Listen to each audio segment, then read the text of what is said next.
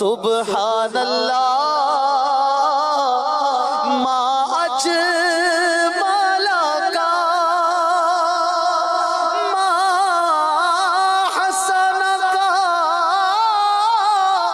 ما اکمل کا نحمدہ ونصلی علی رسولہ النبی الکریم الامین اما بعد فاعوذ باللہ السمیع العلیم من الشیطان الرجیم بسم اللہ الرحمن الرحیم قال اللہ تبارک و تعالی فی القرآن الحکیم ان اللہ وملائکتہ یصلون علی النبی یا ایہا الذین آمنوا صلوا علیہ وسلموا تسلیما الصلاۃ والسلام علیک یا رسول اللہ الصلاۃ والسلام علیک یا نبی اللہ الصلاۃ والسلام علیک یا شفیع المذنبین وعلی آلک واصحابک یا رحمۃ للعالمین۔ اللہ تبارک و تعالیٰ کی بے حد و حساب حمد و ثنا نبی مکرم جان عالم حضرت محمد مصطفیٰ صلی اللہ علیہ وآلہ وسلم اور آپ کے جمیع آل و اصحاب کی بارگاہ ناز میں درود و سلام کے نذرانوں کے بعد، سامعین ذی وقار، میرے دینی اور یقینی دوستوں، بزرگوں اور بھائیوں، بحمدہ تعالی نبی کریم صلی اللہ علیہ وسلم کی سیرت مبارکہ پر ہمارا سلسلہ سیرت رحمت للعالمین یہ جاری و ساری ہے، اس کا تسلسل جاری ہے۔ اللہ تبارک و تعالیٰ کے فضل سے ایک تسلسل کو لیے ہوئے ہم آگے بڑھ رہے ہیں۔ آج اسی تسلسل کے سلسلے کو آگے لیے ہوئے بڑھتے جا رہے ہیں، اور آج ہم اپنا اگلا درس لے کر آپ کی خدمت میں پھر ایک بار حاضر ہوئے ہیں۔ پچھلے درس میں آپ نے سماعت کیا کہ نبی کریم صلی اللہ علیہ وآلہ وسلم نے مکہ کے ابتدائی 10 سال اعلان نبوت کے بعد آپ نے انتہائی جانفشانی سے، بڑی محنت سے حج پر آنے والے تمام قبائل، لشکروں تک اور ان بازاروں تک جہاں آپ صلی اللہ علیہ وآلہ وسلم نے دیکھا کہ لوگوں کا ایک بہت بڑا اجتماع ایام حج میں موجود ہوتا ہے، آپ نے ذاتی طور پر جا کر وہاں پر کافی محنت کی، محنت شاقہ فرمائی، لیکن ان 10 سالوں میں کوئی خاص مثبت نتائج برآمد نہیں ہو سکے۔ پھر 11ویں سال نبی کریم صلی اللہ علیہ وسلم کی بارگاہ میں 6 لوگ یثرب سے یعنی مدینہ سے آئے، اور اس کے بعد اگلے سال 12 افراد نے آ کر نبی کریم صلی اللہ علیہ وآلہ وسلم سے بیعت کی۔ اس کو بیعت عقبہ اولیٰ کہا جاتا ہے، اور انہوں نے اس کے بعد نبی کریم صلی اللہ علیہ وآلہ وسلم کی بارگاہ میں درخواست کی، یا رسول اللہ صلی اللہ علیہ وسلم، مدینہ کے اندر یعنی یثرب جو اس کا پرانا نام ہے، مدینہ کے اندر رہنے والے لوگوں کو دعوت و تبلیغ دینے کے لیے کسی ایسے شخص کی ضرورت ہے جس نے آپ کی صحبت کثیر پائی ہو، دین اسلام کی مبادیات کا علم رکھتا ہو، اور اس کا دعوت فکر اور دعوت اسلام دینے کا انداز انتہائی پرکشش ہو کہ ہر شخص اس کی طرف کھینچا چلا آئے۔ نبی کریم صلی اللہ علیہ وآلہ وسلم کی فراست نے جس خوش قسمت شخص کا انتخاب فرمایا وہ سیدنا مصعب بن عمیر رضی اللہ تعالی عنہ تھے۔ مصعب بن عمیر رضی اللہ تعالی عنہ نے ایک عام انسان کی سوچ سے بھی زیادہ کامیابیاں حاصل فرمائیں۔ آپ جب مدینہ شریف میں پہنچے تو آپ نے رسول اللہ صلی اللہ علیہ وآلہ وسلم کی طرف سے چونکہ متعین کیے گئے تھے، یقیناً دعائے نبوی کی برکت بھی آپ کے ساتھ تھی۔ آپ جب مدینہ پہنچے تو آپ نے اسعد بن زرارہ رضی اللہ تعالیٰ عنہ کے پاس رہائش اختیار فرمائی، اور آپ کے جانے سے جو ایک اہم اور مثبت پیش رفت نظر آتی ہے کہ وہ اوس و خزرج کے جو 2 قبائل جو بہت عرصے سے یعنی آپس کے اندر دست و گریبان تھے اور آپس کے اندر قتل و غارت کرنے کے اندر مشہور تھے کہ اوس و خزرج کی دشمنی مشہور تھی، ان کے جانے سے وہ لوگ جو آپس میں دست و گریبان تھے، مسلمان ہونے کے بعد اب ایک امام کے پیچھے نماز پڑھنے کے لیے مسجد میں اکٹھے ہونا شروع ہوئے۔ اس طرح ان کے دلوں میں آہستہ آہستہ وہ قدورتیں دم توڑتی جا رہی تھیں جو نسل در نسل ان کے سینوں میں پروان چڑھ چکی تھیں۔ سیدہ مصعب بن عمیر رضی اللہ تعالیٰ عنہ کی تبلیغ کا انداز اتنا پرکشش اور اتنا خوبصورت تھا کہ جو شخص ایک مرتبہ آپ کی گفتگو سنتا وہ نبی کریم صلی اللہ علیہ وسلم کا گرویدہ ہو جاتا، اور آپ صلی اللہ علیہ وسلم کے حلقہ غلامی میں داخل ہو کر آپ صلی اللہ علیہ وسلم کو دیکھنے کے لیے ترستا، آپ صلی اللہ علیہ وآلہ وسلم سے ملاقات کرنا اس کی زندگی کا سب سے بڑا خواب بن جاتا۔ مصعب بن عمیر رضی اللہ تعالیٰ عنہ کا انداز دعوت کیسا تھا، اس پر دو واقعات سے آپ کو انتہائی بأحسن طریقے یہ اندازہ ہو جائے گا کہ مصعب بن عمیر رضی اللہ تعالیٰ عنہ کی محنت نے مدینہ شریف کو کیسے باب الاسلام بنا دیا، اور اسلام کی ایک ریاست بنانے کے اندر کتنا اہم کردار ادا کیا۔ سیدنا مصعب بن عمیر رضی اللہ تعالیٰ عنہ ایک مرتبہ سیدنا اسد بن زرارہ رضی اللہ تعالیٰ عنہ کے ہمراہ بنو عبد الاشحل اور بنو ظفر کے علاقے میں تشریف فرما تھے۔ مصعب بن عمیر اور سیدنا اسد بن زرارہ یہ ایک ایسے علاقے میں تشریف فرما تھے کہ جہاں پر ارد گرد مسلمان بھی آباد تھے، لیکن ان علاقوں میں دو مشہور قبائل یعنی بنو عبد الاشحل اور بنو ظفر کے لوگ بھی کافی تعداد میں آباد تھے، اور ان لوگوں میں ابھی تک کثیر تعداد نے ابھی تک اسلام قبول نہیں کیا تھا۔ جب یہ خبر دو سرداروں تک پہنچی جو ابھی تک اسلام میں داخل نہیں ہوئے تھے، ایک سعد بن معاذ رضی اللہ تعالیٰ عنہ جو بعد میں صحابی بنے، اور ایک اسید بن حضیر۔ سعد بن معاذ اور اسید بن حضیر کو جب یہ خبر پہنچی کہ اسد بن زرارہ اور مصعب بن عمیر فلاں فلاں باغ میں تشریف فرما ہے، اور ہمارے ارد گرد جتنے لوگ بھی ہمارے پرانے دین پر استقامت رکھے ہوئے ہیں، اس پر کھڑے ہیں، ان کے دین کو خطرہ لاحق ہے، کیونکہ مصعب بن عمیر انتہائی جانفشانی کے ساتھ اور بڑی احسن طریقے سے تبلیغ کرتے تھے۔ جو شخص ان کے پاس سے اٹھ کر جاتا وہ اپنے پرانے دین کو خیر آباد کہہ دیتا۔ لہٰذا سعد بن معاذ نے اسید بن حضیر سے کہا کہ تم جاؤ اور ان دونوں کو اس باغ سے اٹھا کر بھگا دو، تاکہ یہاں پر موجود لوگ ان کے فتنے میں مبتلا نہ ہو سکیں۔ فتنے سے مراد یعنی وہ دین اسلام قبول نہ کر سکیں۔ اسید بن حضیر بڑے ہی روب کے ساتھ، بڑے غصے کے ساتھ اپنا نیزہ ہاتھ میں لیے ہوئے اسد بن زرارہ اور سیدنا مصعب بن عمیر کی طرف بڑھے۔ جب اسد بن زرارہ نے ان کے تیور دیکھے تو مصعب بن عمیر سے کہنے لگے، یہ شخص اپنے علاقے میں لوگوں کا سردار ہے، اگر یہ شخص اسلام قبول کر لیتا ہے تو اس کی اقتداء میں بہت سے لوگ خود بخود ہی مسلمان ہو جائیں گے۔ اے مصعب، کوشش کیجئے کہ یہ اسید بن حضیر اسلام قبول کر لیں، اور ان کا اسلام قبول کرنا یقیناً مدینے کے اندر ایک بہت بڑی تبدیلی کا پیش خیمہ ثابت ہوگا۔ مصعب بن عمیر نے جب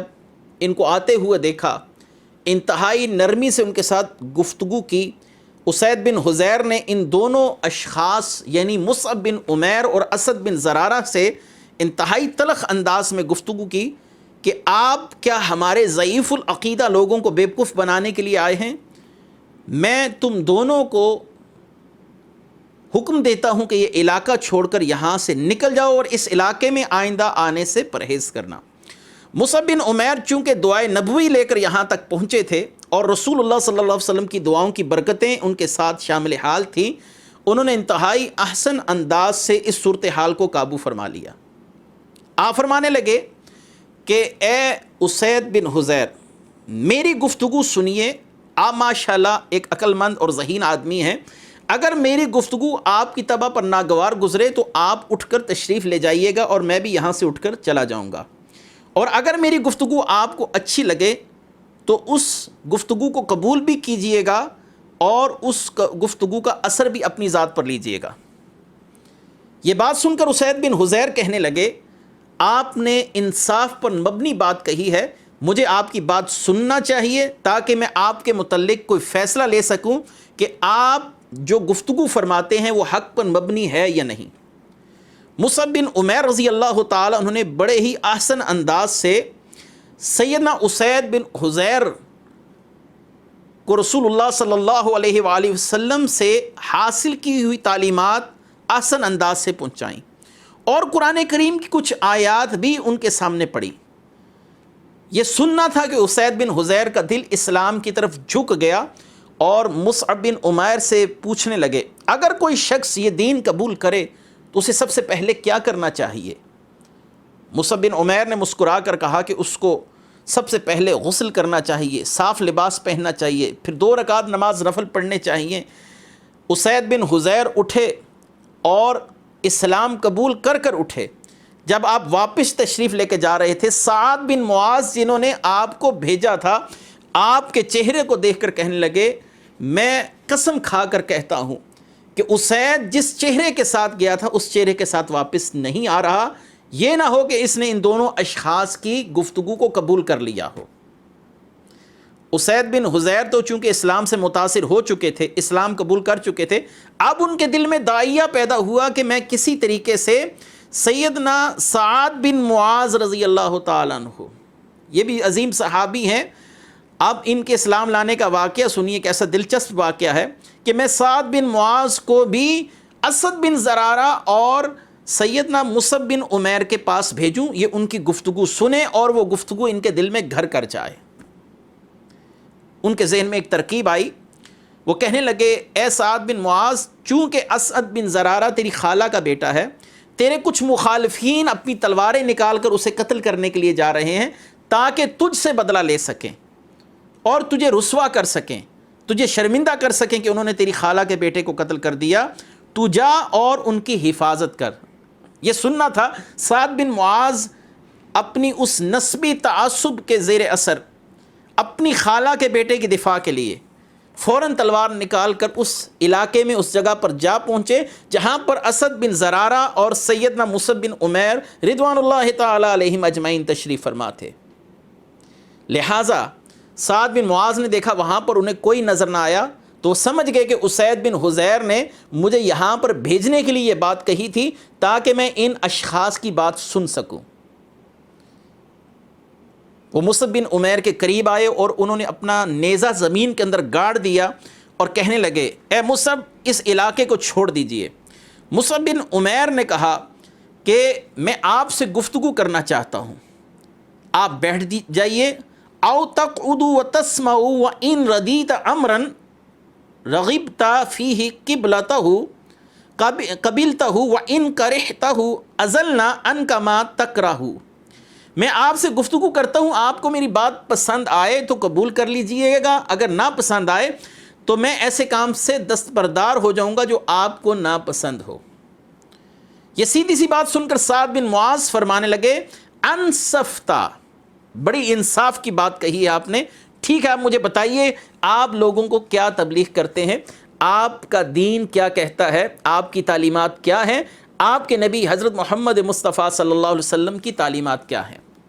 مصعب بن عمیر نے ان کے سامنے اسلام پیش کیا، اسلام کی تعلیمات کو پھر سے دہرایا، قرآن کی چند آیات پڑھی اور یہ آیات بقول مورخین سورہ زخرف کی ابتدائی آیات تھی۔ جیسی وہ آیات سنتے گئے سیدنا سعد بن معاذ رضی اللہ تعالیٰ عنہ کے دل میں اسلام کا نور منور ہو گیا اور اسلام کے لیے محبت پیدا ہو گئی، اور وہی سوال کیا جو آپ سے پہلے اسید بن حضیر مصعب بن عمیر سے کر چکے تھے، ہمیں بتائیے کہ ہم اگر یہ دین قبول کرتے ہیں تو پھر ہمیں سب سے پہلے کیا کرنا چاہیے؟ مصعب بن عمیر نے کہا کہ غسل کرنا چاہیے، صاف لباس پہننا چاہیے اور اس کے بعد 2 رکعت نماز نفل پڑھنے چاہیے۔ وہ اپنا نیزہ پکڑ کر اپنی قوم کی طرف لوٹے اور اسید بن حضیر اور معاذ بن جبل کے چہروں کو دیکھ کر ان کی قوم کہنے لگی کہ یہ ان چہروں کے ساتھ واپس نہیں آ رہے جن چہروں کے ساتھ یہاں سے روانہ ہوئے تھے۔ سعد بن معاذ رضی اللہ تعالی عنہ اپنے قبیلے کے اندر انتہائی اہمیت کی حامل شخصیت سمجھے جاتے تھے، آپ سردار تھے۔ آپ نے جاتے ساتھ ہی اپنے قبیلے عبد الاشحل سے کہا یا بنی عبد الاشحل کیف تعلمون امری فیکم، اے عبد الاشحل کے خاندان والو میرے بارے میں تمہاری کیا رائے ہے؟ ان تمام قبیلے کے افراد نے بیک زبان کہا سیدنا و افضلنا راعین و ایماننا نقیبتاً، انہوں نے کہا آپ ہمارے سردار ہیں، آپ کی رائے افضل ہے، آپ کی ذات بڑی بابرکت ہے۔ سعد بن معاذ رضی اللہ تعالیٰ عنہ نے کہا تم میں سے جو مرد اور عورت مجھ سے گفتگو کرنا چاہے اسے چاہیے کہ اللہ تبارک و تعالیٰ کو وحدہ لا شریک مانے اور حضرت محمد مصطفیٰ صلی اللہ علیہ وسلم کو اللہ کا رسول مانے۔ چونکہ سیدنا سعد بن معاذ رضی اللہ تعالیٰ عنہ معاملہ فہمی کے اندر، تدبر کے اندر، افہام و تفہیم کے اندر صاحب عقل و دانش ہونے میں مشہور تھے، اس لیے آپ کا اسلام قبول کرنا تھا، آپ کا سارا قبیلہ مسلمان ہو گیا۔ مصعب بن عمیر رضی اللہ تعالیٰ عنہ کی کاوشیں آہستہ آہستہ مدینہ شریف کے اندر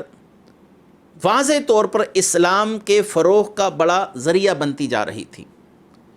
سعد بن معاذ اسید بن حضیر کے مسلمان ہونے سے قبیلہ بنو عبد الاشہل کا کوئی گھر ایسا نہ رہا جس نے اسلام قبول نہ کر لیا ہو۔ بہرکیف بہت سے لوگ اسلام قبول کر چکے تھے۔ مدینہ شریف کے اندر دو لوگوں کا تذکرہ ملتا ہے جنہوں نے اس وقت اسلام قبول نہیں کیا۔ ایک شخص کا نام ابو قیس بن الاسلط ہے، اور یہ شخص دور جاہلیت میں بھی بتوں کی پرستش سے بیزاری کا اظہار کرتا تھا۔ اور دوسرا شخص جس کا نام ہے، اس کے نام میں اختلاف ہے، بعضوں نے اسیرم بن عمر بن ثابت بن وقش لکھا ہے، بعضوں نے اسرم ان کا نام بتایا ہے۔ بہرکیف ابو قیس بن الاسلد نے نبی کریم صلی اللہ علیہ وسلم جب مدینہ تشریف لائے ہجرت کر اس وقت آپ صلی اللہ علیہ وسلم کے ہاتھ پر اسلام قبول کیا، جیسا کہ علامہ ابن اسیر نے اپنی کتاب اسد الغابہ کے اندر اس بات کی وضاحت فرمائی ہے۔ اور دوسری شخصیت جس نے اپنی قوم کے ساتھ اسلام قبول نہیں کیا تھا، ان کا نام بخاری کے شارحین نے جو لکھا وہ اختلاف کے ساتھ ہے، میں وہ نام آپ کے سامنے پڑھ دوں۔ علامہ ابو عمر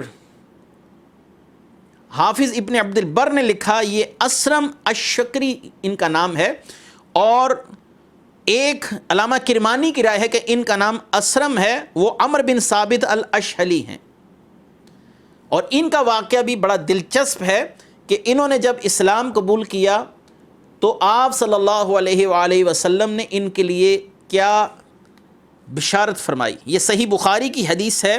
حدیث نمبر 2808۔ سیدنا برا بن عازب کہتے ہیں کہ رسول اللہ صلی اللہ علیہ وسلم کے پاس یہ شخص آیا، یعنی جن کا میں تذکرہ کر رہا ہوں، اسرم یا اسیرم،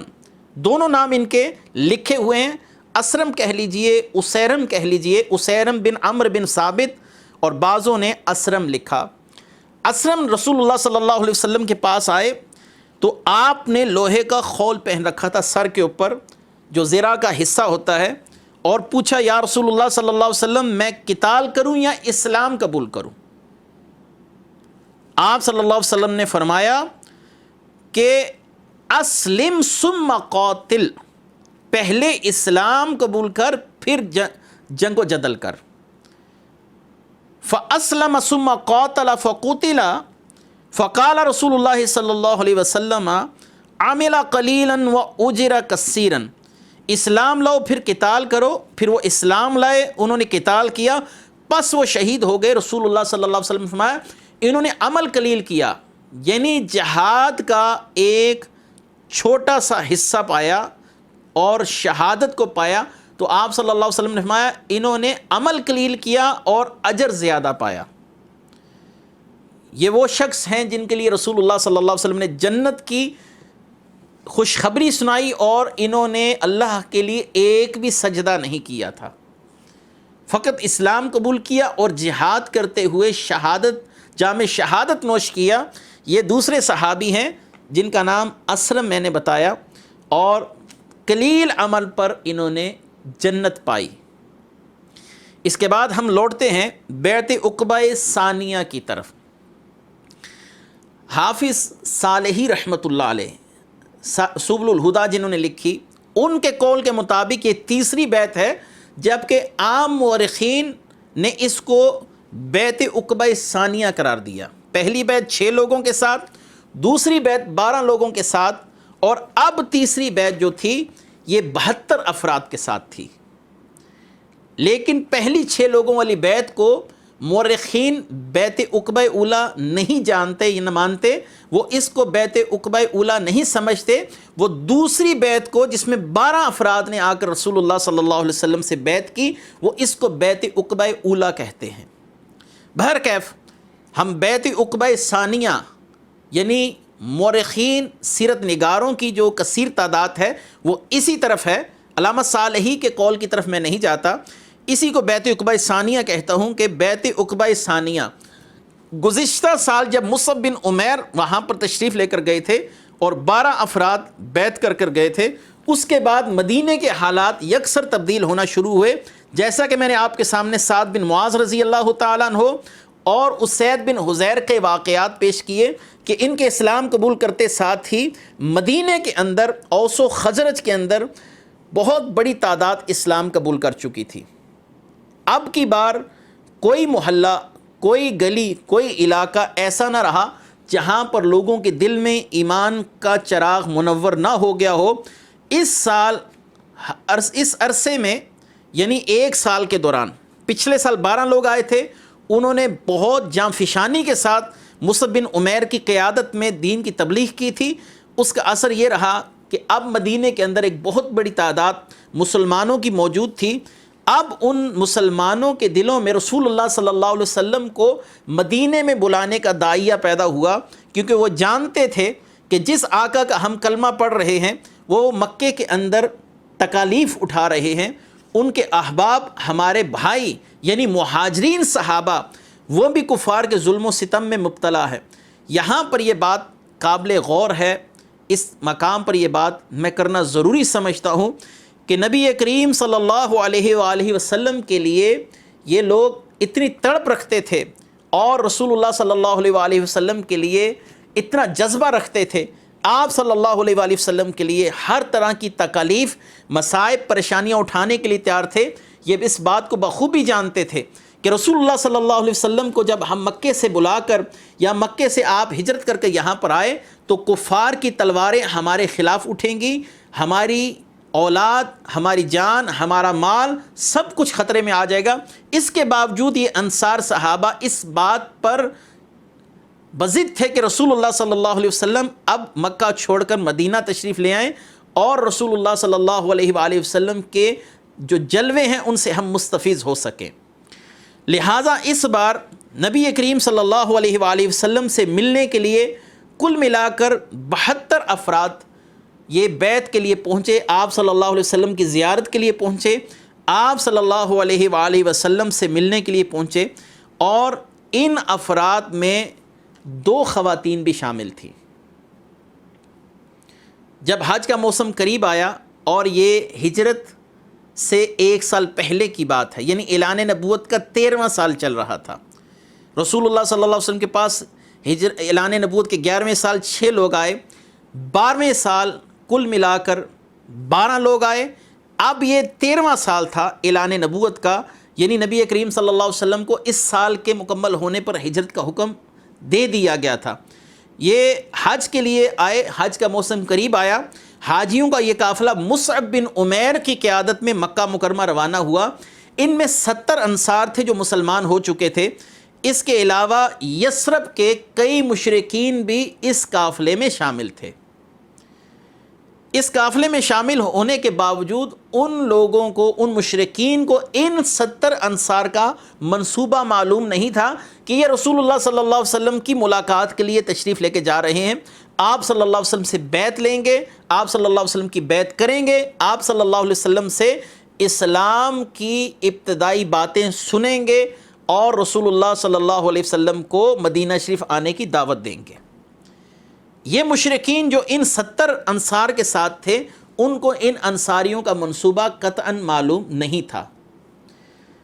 لہٰذا نبی کریم صلی اللہ علیہ وسلم کی بارگاہ میں پہنچنے کے ساتھ ہی مصعب بن عمیر نے مدینہ شریف کے اندر اسلام کے جلد پھیل جانے کی خوشخبری بھی سنائی اور یہ بھی بتایا، یا رسول اللہ صلی اللہ علیہ وآلہ وسلم، مدینہ کے اندر شاذ ہی اب وہ گھر رہ گئے ہیں جنہوں نے ابھی تک اسلام قبول نہیں کیا۔ اسلام بہت تیزی کے ساتھ مدینہ میں پھیلا ہے اور یہ 70 انصار آپ صلی اللہ علیہ وسلم کی زیارت کے لیے، آپ سے بیعت کے لیے حاضر ہوئے ہیں۔ آپ صلی اللہ علیہ وسلم جانتے تھے مکے کے حالات اس طرح کے ابھی مناسب حالات نہیں ہیں کہ ان افراد سے کھلے عام بیعت لی جائے، لہٰذا آپ نے ان تمام افراد کے ساتھ یہ گفتگو فرمائی، یہ تمام افراد رات کے تیسرے پہر میں مجھ سے آ کر ملیں، اور اس بات کا علم ان کے ساتھ آنے والے مشرکین کو بھی نہ ہو، اور مکے کے مشرکین کو بھی اس بات کا علم نہیں ہونا چاہیے، نہیں تو تلواریں میانوں سے باہر آ جائیں گی اور آپس میں جنگ و جدل کی صورتحال پیدا ہو جائے گی اور انصار کی جان کو خطرہ ہوگا۔ لہٰذا رسول اللہ صلی اللہ علیہ وسلم کے حکم کے مطابق تمام افراد نے رات کے تیسرے پہر رسول اللہ صلی اللہ علیہ وسلم سے اس طریقے سے ملاقات فرمائی کہ آپ صلی اللہ علیہ وآلہ وسلم نے انتہائی احتیاط برتتے ہوئے اپنی طرف آنے والے راستوں پر حضرت ابو بکر صدیق اور حضرت علی رضی اللہ تعالیٰ عنہ کو کھڑا کر دیا، تاکہ مشرکین مکہ میں سے اگر کوئی شخص اس طرف آنا بھی چاہے تو ہمیں پہلے خبر ہو جائے۔ اور آپ کے ساتھ آپ کے چچا حضرت عباس موجود تھے جو اس وقت تک مسلمان نہیں ہوئے تھے۔ انصار صحابہ رسول اللہ صلی اللہ علیہ وسلم کی خدمت میں ایک ایک کر پیش ہو رہے تھے، اور آپ صلی اللہ علیہ وسلم نے دیکھا جب تمام افراد اکٹھے ہو گئے، انصار نے عرض کی یا رسول اللہ علام نبایعک، یا رسول اللہ آپ ہمیں کس چیز پر بیعت کریں گے؟ آپ صلی اللہ علیہ وآلہ وسلم نے فرمایا تبایعونی علی السمع والطاعۃ فی النشاط والکسل وعلی النفقۃ فی العسر والیسر وعلی الامر بالمعروف والنہی عن المنکر وعلی ان تقولوا فی اللہ لا تأخذکم لومۃ لائم وعلی ان تنصرونی اذا قدمت علیکم یثرب تمنعونی بما تمنعون منہ انفسکم وازواجکم وابناءکم ولکم الجنۃ او کما قال رسول اللہ صلی اللہ علیہ وسلم۔ آپ نے فرمایا میری بیعت کرو ان 6 باتوں پر۔ پہلی بات، میری بات سنو، اس کو بجا لاؤ، خوش دلی کی حالت میں بھی اور درماندگی اور افسردگی کی حالت میں بھی، یعنی تم میری ہر حال میں بات مانو گے، اگرچہ اداس ہو، پریشان ہو یا خوش ہو۔ دوسرا، تم اللہ کی راہ میں خرچ کرو گے تنگ دستی کی حالت میں بھی اور فارغ البالی کی حالت میں بھی۔ تیسرا، میں تمہیں نیکی کا کام کرنے کا حکم دیتا ہوں اور برے کاموں سے روکتا ہوں۔ چوتھا، اللہ کے لیے گفتگو کرو اور کسی کی ملامت کرنے والے کی ملامت کی پرواہ نہ کرو کہ تمہیں لوگ کیا کہیں گے۔ نیز اس بات پر کہ جب تمہارے پاس میں یثرب میں آ جاؤں تم میری مدد کرو گے، ہر اس چیز سے میرا دفاع کرو گے جس سے تم اپنی جانوں، اپنی بیویوں، اپنے بچوں کا دفاع کرتے ہو۔ چھٹا، اگر تم اس بیعت کو نبھاؤ گے تو وَلَكُمُ الْجَنَّةُ، تمہارے لیے جنت یقینی ہے۔ حضرت جابر بن عبداللہ انصاری رضی اللہ تعالیٰ عنہ فرماتے ہیں کہ ہم میں اسد بن زرارہ رضی اللہ تعالیٰ عنہ جو سب سے چھوٹے تھے، کم سن تھے، انہوں نے رسول اللہ صلی اللہ علیہ وسلم کا دست مبارک تھام لیا اور کہنے لگے یاد رکھو کہ اگر رسول اللہ صلی اللہ علیہ وآلہ وسلم ہماری دعوت پر مدینے میں آ گئے تو کفار اپنی تلواریں ننگی کر کر ہمارے پیچھے پڑ جائیں گے اور ہماری جانوں، ہمارے مالوں پر حملہ کرتے ہوئے ایک ساتھ کے لیے بھی نہیں سوچیں گے۔ یعنی جس شخص نے رسول اللہ صلی اللہ علیہ وسلم کی بیعت کرنی ہے وہ سوچ لے، وہ اپنی جان کو خطرے میں ڈال رہا ہے۔ جس نے چھوڑنا ہے وہ ابھی چھوڑ دے، اور جو رسول اللہ صلی اللہ علیہ وسلم کے لیے جان نثاری دکھانا چاہتا ہے وہ رسول اللہ صلی اللہ علیہ وسلم کی بیعت کو قبول کرے۔ بہرکیف آپ صلی اللہ علیہ وآلہ وسلم کے ہاتھ پر تمام انصار نے بیعت کی۔ جابر بن عبداللہ انصاری کہتے ہیں کہ یہ عالم یوں تھا یأخذ علینا شرطہ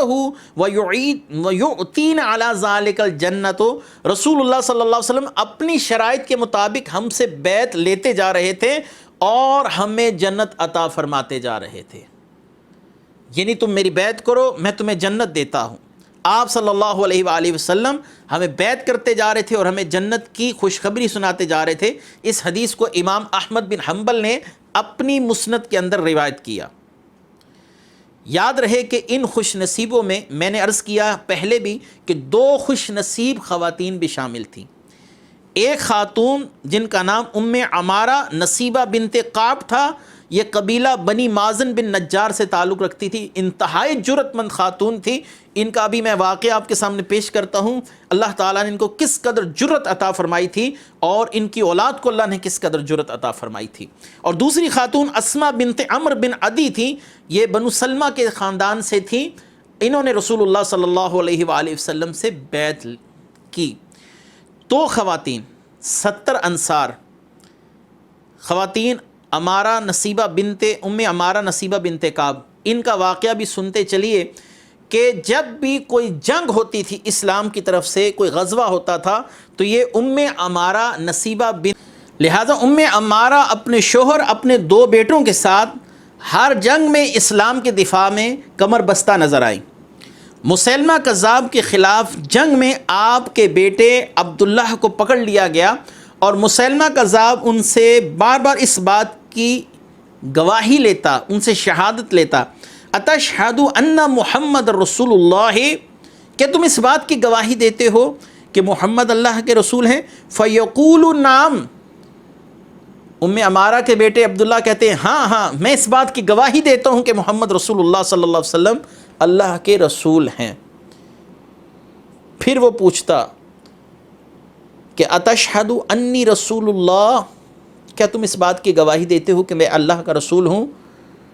تو آپ مومنانہ جرأت کے ساتھ جواب دیتے ہرگز نہیں۔ جب آپ نہ کرتے تو آپ کے جسم کا ایک عضو کاٹ دیتا۔ وہ آپ سے پوچھتا رہا، آپ رسول اللہ صلی اللہ علیہ وسلم کی رسالت کی گواہی دیتے رہے اور مسیلمہ کذاب کی گواہی یعنی اس کی رسالت کی گواہی کا انکار کرتے رہے، یہاں تک کہ ایک ایک عضو کٹا کر آپ نے شہادت کا جام نوش کیا، لیکن باطل کے سامنے سر خم تسلیم نہیں کیا۔ یہ عمارہ کے یعنی نصیبہ بنت کعب کے ایک بیٹے کا حال ہے۔ جب لشکر اسلام مسیلمہ کی سرکوبی کے لیے یمامہ روانہ ہوا تھا، یہ غیور خاتون بنفس نفیس اس لشکر میں موجود تھیں اور آپ کو تلواروں نیزوں کے 12 زخم بھی آئے تھے۔ حضرت کعب بن مالک رضی اللہ تعالی عنہ فرماتے ہیں کہ جب یہ بیعت ہو رہی تھی تو آپ صلی اللہ علیہ وآلہ وسلم کے چچا سیدنا عباس، جو ابھی تک مسلمان نہیں ہوئے تھے، فقط اپنے بھتیجے کی محبت میں رسول اللہ صلی اللہ علیہ وسلم کے ساتھ تشریف لائے اور آپ نے ہم سے خود گفتگو فرمائی کہ اے لوگو، تم یثرب سے نبی کریم صلی اللہ علیہ وسلم کی بیعت کے لیے تشریف لائے ہو اور ہم رسول اللہ صلی اللہ علیہ وسلم کے مقام و مرتبے کو جانتے ہیں۔ آپ نے کبھی جھوٹ نہیں بولا، آپ کی عزت، آپ کی تکریم ہم اس طرح کرتے ہیں کہ ہم نے اپنے ہم عقیدہ بھائیوں کے ساتھ جنگ مول لی، حالانکہ ہم جانتے ہیں کہ محمد مصطفیٰ صلی اللہ علیہ وسلم ہمارے عقیدے کی تردید کرتے ہیں۔ اس کے باوجود رسول اللہ صلی اللہ علیہ وسلم سے ہمارا جو نسبی تعلق ہے، جو قبیلے کی بنا پر تعلق ہے، ہم نے عرب قبائل سے، کفار سے جنگ مول لے لی، ان کے ساتھ دشمنی مول لے لی، حالانکہ وہ ہمارے ہم عقیدہ ہیں۔ تو میں تم سے یہ کہوں گا کہ اگر تم نے محمد مصطفیٰ صلی اللہ علیہ وآلہ وسلم کو وہاں لے جا کر چھوڑ دیا تو پھر ان کے لیے مکہ سے بہتر کوئی مقام نہیں، رسول اللہ صلی اللہ علیہ وسلم کو یہیں پر رہنے دیا جائے۔ ہم ان کی حفاظت کرنے کی صلاحیت رکھتے ہیں، ہم مستحکم ہیں، ہم رسول اللہ صلی اللہ علیہ وسلم کے دفاع پر کمر بستہ ہیں، اگرچہ رسول اللہ صلی اللہ علیہ وسلم ہمارے عقیدوں کے خلاف ہی گفتگو کرتے ہیں، لیکن رسول اللہ سے جو ہمارا تعلق ہے وہ ہمیں اس بات پر مجبور کرتا ہے کہ ہم اپنے ہم عقیدہ ان لوگوں کے ساتھ جنگ کریں جو ہمارے بھتیجے یعنی محمد مصطفیٰ صلی اللہ علیہ وسلم کے دشمن ہیں۔ یہ سننا تھا۔ انصار نے جواب دیا کہ اے عباس، ہم نے آپ کی بات کو سن لیا اور ہم اس بات پر عہد کرتے ہیں کہ ہم رسول اللہ صلی اللہ علیہ وسلم کا ساتھ کسی حالت میں نہیں چھوڑیں گے۔ نبی کریم صلی اللہ علیہ وآلہ وسلم یہ گفتگو سماعت فرما رہے تھے، اس کے بعد آپ صلی اللہ علیہ وآلہ وسلم نے خود گفتگو کرنا شروع فرمائی۔ آپ نے پہلے کچھ قرآنی آیات کی تلاوت فرمائی، پھر اللہ تعالیٰ پر ایمان لانے اور اس کے احکام کی اطاعت اور پھر دین اسلام کی بنیادی تعلیمات پر روشنی ڈالی اور صحابہ کرام انصار کو شوق دلایا کہ وہ اللہ کے ہر حکم کو دل سے قبول کریں گے۔ آپ صلی اللہ علیہ وسلم نے فرمایا کہ میں تمہیں اللہ تبارک و تعالیٰ کے لیے یہ شرط منواتا ہوں کہ تم اس کی عبادت کرو، کسی کو اللہ کا شریک نہ ٹھہراؤ، اور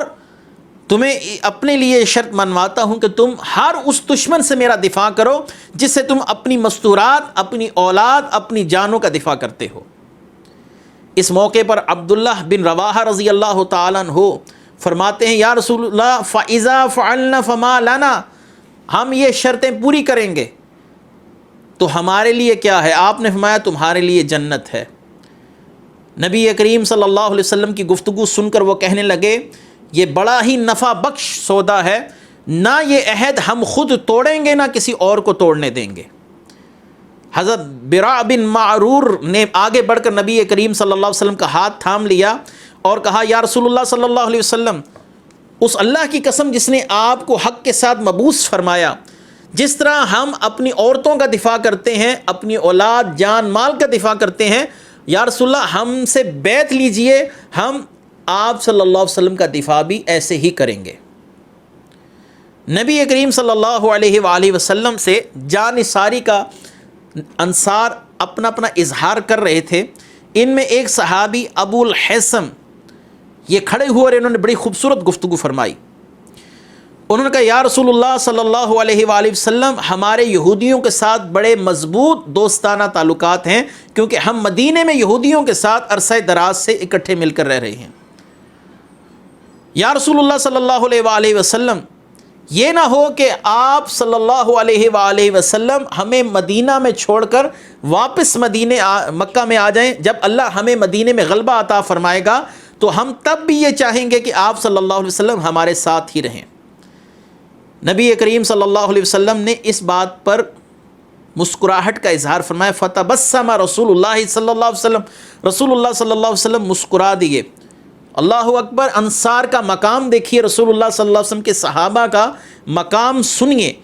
آپ نے فرمایا فتبسم رسول اللہ صلی اللہ علیہ وسلم ثم قال بل الدم والحدم انا منکم وانتم منی احارب من حاربتم واسالم من سالمتم او کما قال، اے جانثار ابو الحیثم، میں نے تیری بات سن لی۔ اور اس پر آپ صلی اللہ علیہ وسلم مسکرائے، فرمایا میری پناہ تمہاری پناہ، میری حرمت تمہاری حرمت، میں تم سے ہوں اور تم مجھ سے ہو، جس کے ساتھ تم جنگ کرو گے اس کے ساتھ میری جنگ ہے، اور جس سے تم صلح کرو گے اس سے مجھ محمد کی بھی صلح ہے۔ اس کے بعد آپ صلی اللہ علیہ وسلم نے حضرت جبریل علیہ السلام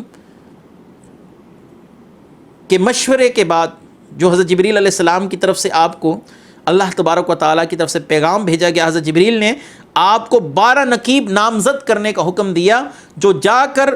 یثرب کے اندر مختلف قبائل کی طرف بکھر جائیں اور ان قبائل کو جا کر اسلام کی دعوت دیں۔ ان 12 افراد کے نام علماء کرام نے اپنی اپنی کتابوں میں لکھے، جن میں ابو امامہ اسد بن زرارہ، رافع بن مالک، سعد بن ربیع، عبداللہ بن رواحہ،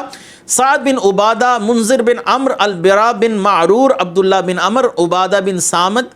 اسید بن حزیر، رفعہ بن عبد المنذر اور سعد بن خیثمہ رضوان اللہ تعالی علیہم اجمعین ہیں۔ نبی کریم صلی اللہ علیہ وآلہ وسلم سے جب ان لوگوں نے بیعت لی تو عباس بن عبادہ بن نزلہ انہوں نے ایک بڑی ایمان افروز بات کہی۔ یہ اپنے جذبات پر قابو نہ رکھ سکے اور کھڑے ہوئے اور کہنے لگے ہم اس بات پر بیعت کر رہے ہیں کہ رسول اللہ صلی اللہ علیہ وسلم کی خاطر ہر سرخ اور سیاہ انسان کے ساتھ جنگ کریں گے۔ کیا تم نے یہ بات سوچی؟ اگر نہیں سوچی تو سوچ لو،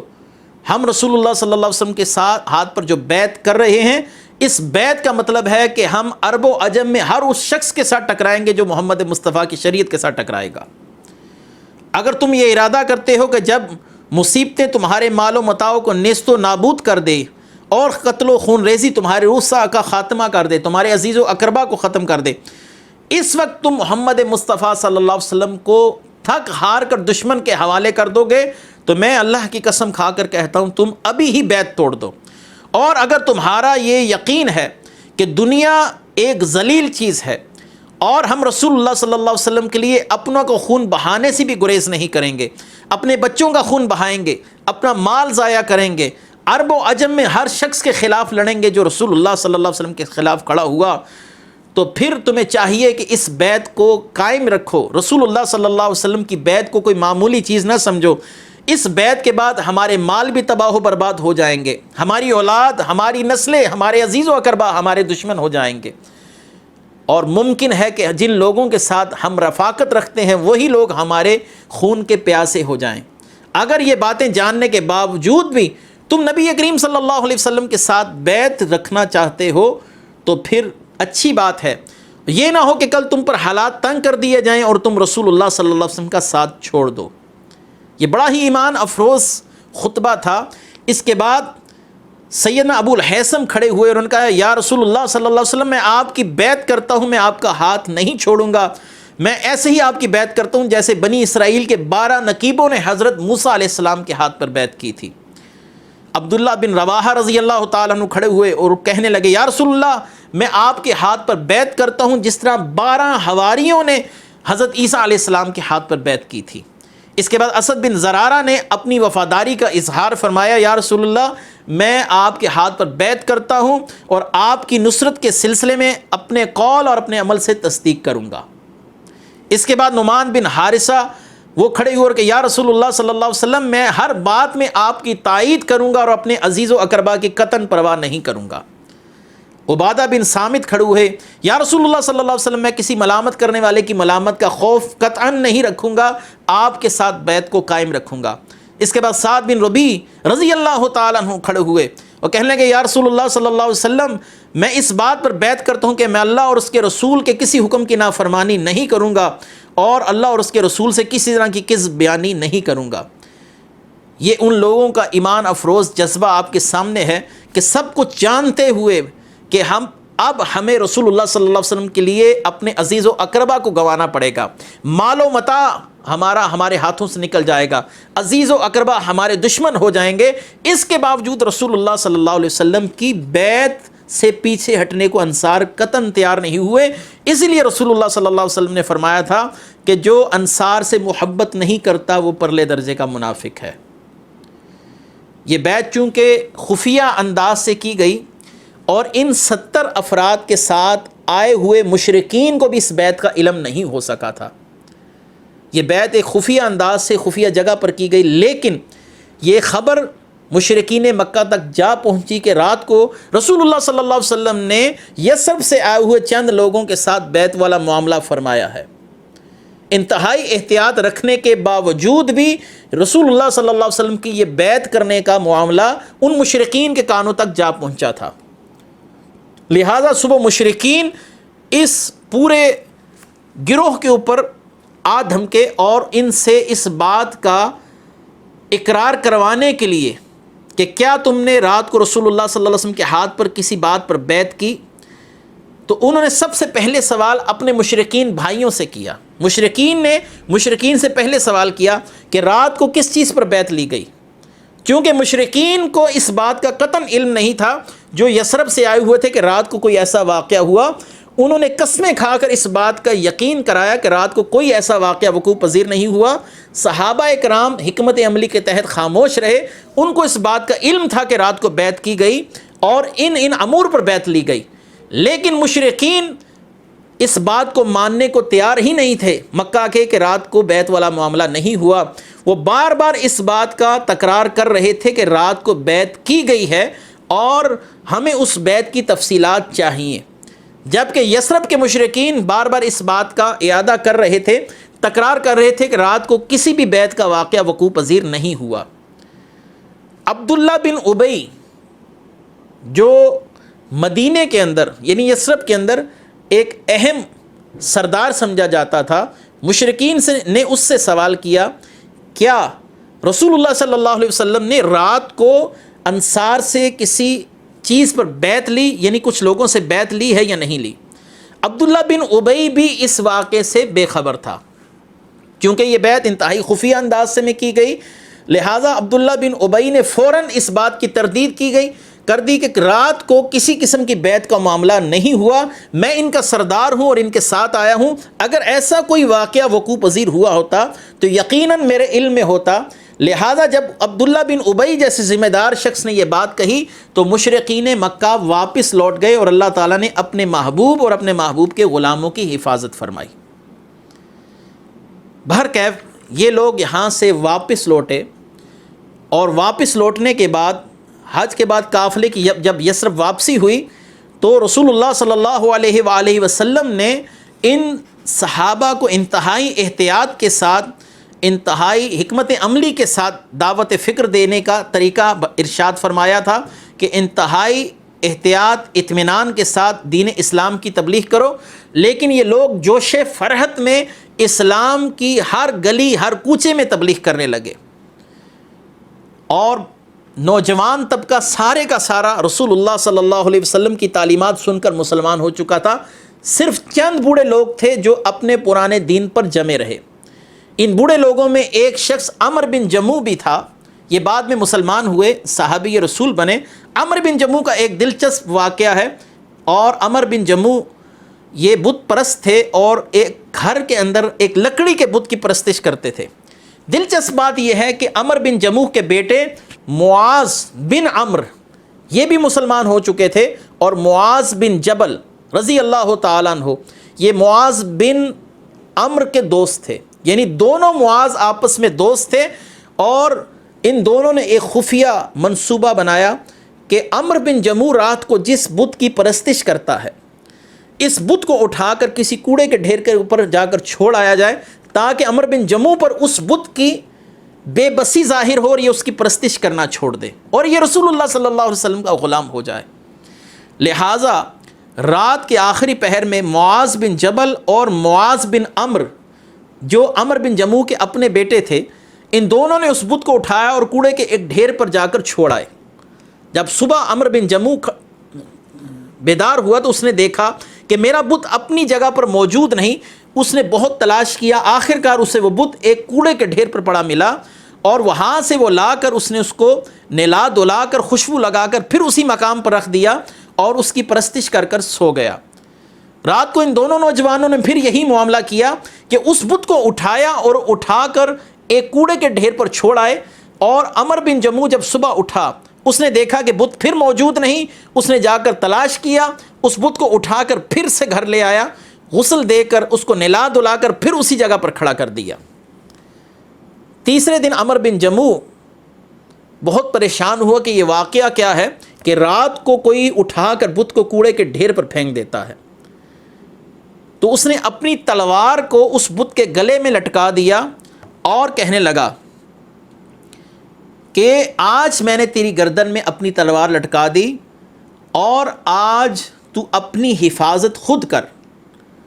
جو شخص تیرے ساتھ یہ شرارت کرتا ہے اس شخص سے خود ہی بدلہ لے لے۔ معاذ بن جبل اور معاذ بن عمر پھر اس رات تشریف لائے، اور اس بت کی گردن سے تلوار کو ہٹا کر اس بت کے ساتھ ایک مردہ کتے کو باندھ کر ایک ایسے کنویں کے اندر پھینک دیا جس کنویں کے اندر انسان بول و بازار کرتے تھے، پیشاب پخانہ کرتے تھے۔ لہٰذا جب عمر بن جموح صبح بیدار ہوا اس نے اپنی تلوار کو اسی مقام پر پڑا دیکھا، اور بت کو ڈھونڈتا ہوا جب اس کنویں پر جا کر پہنچا تو اس نے دیکھا کہ اس کے ساتھ ایک مرا ہوا کتا بندھا ہوا ہے، اور یہ بت اوندے منہ اس کنویں کے اندر پڑا ہوا جس کے اندر لوگ پیشاب و پخانہ کرتے تھے، بول و بازار کرتے تھے۔ عمر بن جموح یہ دیکھ کر اللہ تبارک و تعالیٰ کی وحدانیت کے قائل ہو گئے، دل میں اسلام کی شمع منور ہو گئی، اور کہنے لگے واللہ لو کنت الہا لم تکن انت وقلب وسط بئر فی قرن، اگر خدا کی قسم تو معبود ہوتا، اس بت کی طرف متوجہ ہو کر کہتے ہیں، تو تیری لاش کتے کے ساتھ بندھی ہوئی اس کنویں کے اندر نہ ہوتی، اور تو اس ذلت آمیز حالت میں مجھ سے ملاقات نہ کرتا۔ الحمدللہ العلی ذی المنن الواہب الرزاق دیانی، سب تعریفیں اللہ وحدہ لا شریک کے لیے ہے جو بلند ہے، بڑے احسانات والا ہے، وہ عطا بھی کرتا ہے، وہ رزاق بھی ہے، تمام اہل دین کو جزا دینے والا ہے۔ لہٰذا عمر بن جموح نے اسی وقت اسلام قبول کر لیا۔ اپنے بت کی بے بسی دیکھ کر معاذ بن جمل اور معاذ بن عمر کے اس فعل نے عمر بن جموح کو اسلام قبول کرنے پر برانختہ کر دیا تھا۔ اللہ تبارک و تعالی صحابہ کرام کی ان کاوشوں کے صدقے ہمارے جمیع عزیز و اقربا کی مغفرت فرمائے۔ انشاءاللہ یہ سلسلہ جاری رہے گا۔ وآخر دعوانا ان الحمد للہ رب العالمین۔ سبحان اللہ